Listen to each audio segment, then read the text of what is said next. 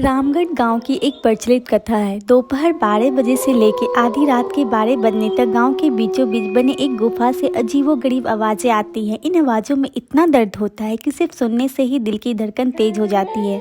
इस गुफा से गुजरने वाले हर शख्स को उसका नाम उस गुफा के अंदर गूंजता सुनाई देता है। पिछले 37 सालों से इस गुफा के अंदर से भयानक आवाजें और खतरनाक हरकतें हुई जा रही है।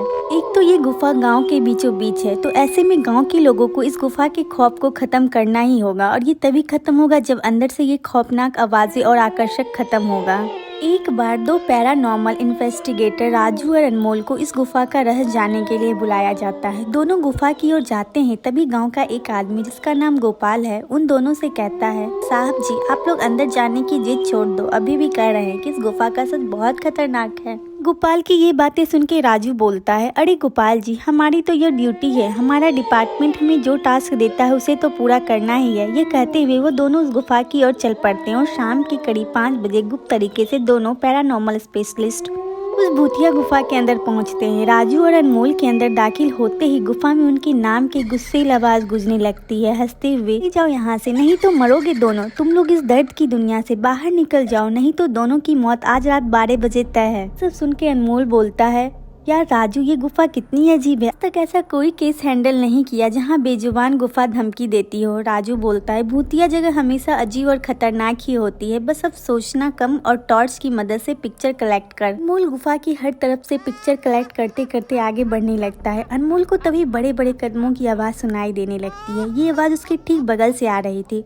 वो उस कदमों की आवाज का पीछा करते करते गुफा के आखिरी ओर पहुंच जाता है। इसी गुफा के अंत में एक दरवाजा दिखाई देता है। उस दरवाजे पे लिखा था दूसरी दुनिया का दरवाजा। अनमोल मन ही मन में ये सोच रहा था कि ये दरवाजा कहीं दूसरी दुनिया का तो नहीं। तभी उसे दरवाजे के उस पार से एक आवाज सुनाई देती है, अनमोल बेटा मैं तुम्हारा दादा, मेरे पास आ जाओ बेटा। अनमोल घबरा जाता है, बोलता है, बाप रे ये कैसा दरवाजा है, ये तो मेरे दादाजी की आवाज है। अनमोल को उस दरवाजे के पीछे से उसके दादाजी की आवाज सुनाई दे रही थी। वो सुन के अनमोल खुश और इमोशनल हो रहा था। इमोशन में वो एक गलती करने जा रहा था। उसने दरवाजा खोलने के लिए हाथ आगे बढ़ाया कि तब राजू की चीख पूरे गुफा में गूंजने लगी। राजू की चीख सुनकर अनमोल भागता हुआ पीछे गया। अनमोल राजू के पास पहुंचा, वह बिल्कुल नॉर्मल खड़ा था, जैसे कुछ हुआ ही ना हो। वो राजू से बोलता है, राजू ये कैसा गंदा मजाक है, तुम अभी चीखे क्यों। राजू हल्का मुस्कुराता चुपचाप खड़ा रहा। इसके बाद अनमोल राजू को उस दरवाजे की ओर चलने का इशारा देता है। दोनों उस गुफा के अंत में उस दरवाजे की ओर पहुँचते हैं जहाँ से दूसरी दुनिया का रास्ता शुरू होता है। अनमोल राजू ये देखो, मैंने अभी तुरंत कुछ देर पहले अपने दादाजी की आवाज इस दरवाजे के पीछे से सुनी, मुझे लगता है कि इसके पीछे मरे हुए लोगों की दुनिया है।